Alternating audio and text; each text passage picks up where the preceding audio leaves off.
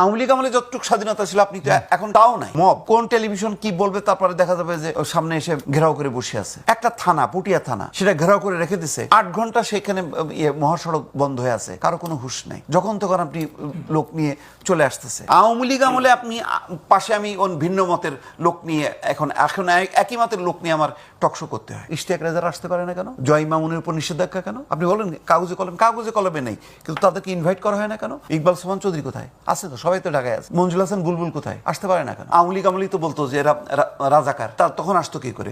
আওয়ামী লীগ আমলে যতটুকু স্বাধীনতা ছিল আপনি তো এখন তাও নাই। আপনি কোন টেলিভিশনের মালিক, আমি যে নামগুলি বললাম, তাদেরকে ডাকার সাহস আছে? নেই। তাহলে আমি কিভাবে বুঝবো যে এটা স্বাধীন? প্রায় টকশো গুলোতে দেখি সব একই কথা, একজনের সাথে একজন শুধু অ্যাড করে, কই একদম অপোজিট কথা তো বলে না। তো কিসের স্বাধীনতা? গণমাধ্যম কি এখন শুধুমাত্র মবের ভয়ে ভীত হয়ে থাকে? মবের ভয়ে, সরকারের ভয়ে ভীত সন্ত্রস্ত। এই কারণেই তো তার প্রতিফলন আমি বললাম তো, টকশোতে তো দেখা যাচ্ছে যে টকশোতে আমি সব মতে দেখি না। আপনি ফ্যাসিবাদের দোষর বানাইছেন, তো ওরাও তো রাজাকারের, আমাকে বলেনি জামাত বিএনপির দোষর, তো আমি আসছি না টকশোতে, আসতে পারছি তো এখন ওরা পারে না কেন?